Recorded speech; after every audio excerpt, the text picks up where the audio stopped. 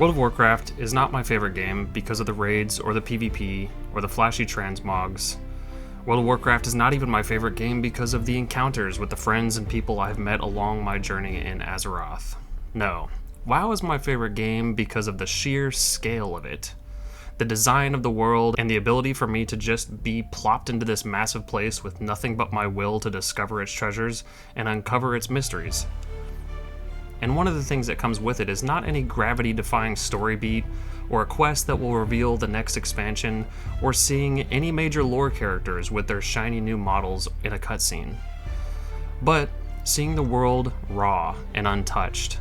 Seeing things that have no impact on the newest storylines, or things that were placed in the world by the developers with the sole intention of having a handful of Azeroth's heroes stumble upon them out of pure chance.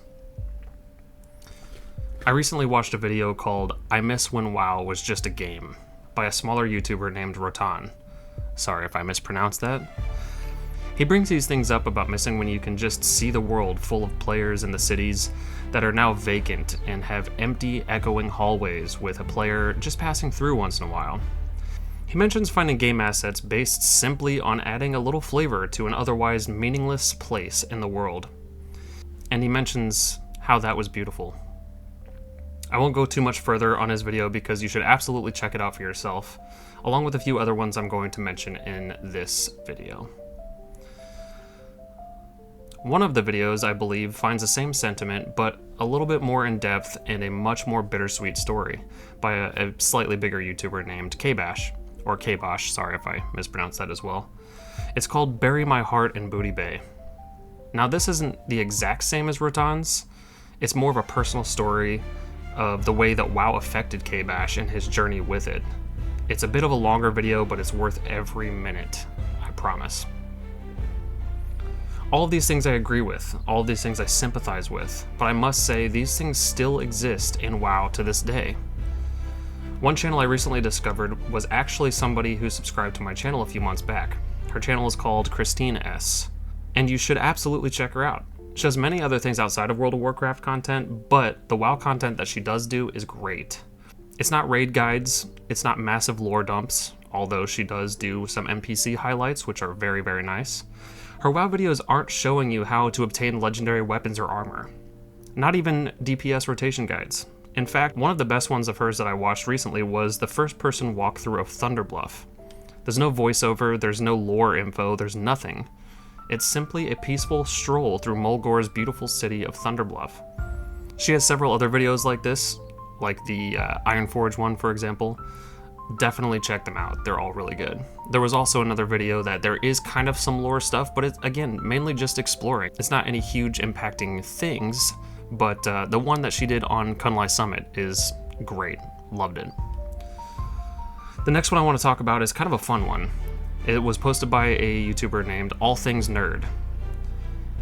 And he does a lot of videos based on how to access places you're not supposed to go and things of that nature, which is pretty fun, kind of different from what I've talked about so far, but I think it definitely falls in line with the sentiment I've talked about in this video as well. They're very well done, and it definitely deserves some views. Go check them out. The last one I want to talk about is just an honorable mention because I know it's in Classic WoW and I'm kind of trying to fight for the current game, but Verigan's video called The Greatest Quest in World of Warcraft. It was his very first video and it blew up pretty big very quickly.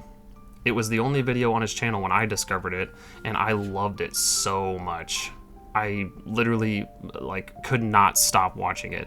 I ran into it when I was just kind of chilling after a really long day. I was just sitting on the couch watching YouTube videos, and it popped up. It was very, very interesting. I loved it, and the amount of love that went into that video speaks for itself. It speaks for WoW as a whole, and it was just very well done. You should definitely check it out. These things are all still able to be done, and I'm willing to bet you that even in the newest expansion, there will be hidden gems to find, dark corners of caves and cities to be explored. Things placed around the world with the sole purpose of having a handful of Azeroth's heroes stumble upon them. Things that won't add any value to the current story campaign. Things that won't give you any boost to your stamina or extra attack power. Objects that won't make you look like a total badass as you're flying around on your invincible mount. There will be things for nobody in particular, and I cannot wait to discover them for myself. I just don't want people to be discouraged from exploring because they think that the devs only care about the big raids in major cities. I just don't think that that's true. I've even found some things hidden in Dragonflight while I've been playing. Things that just make me go, huh, that's pretty neat.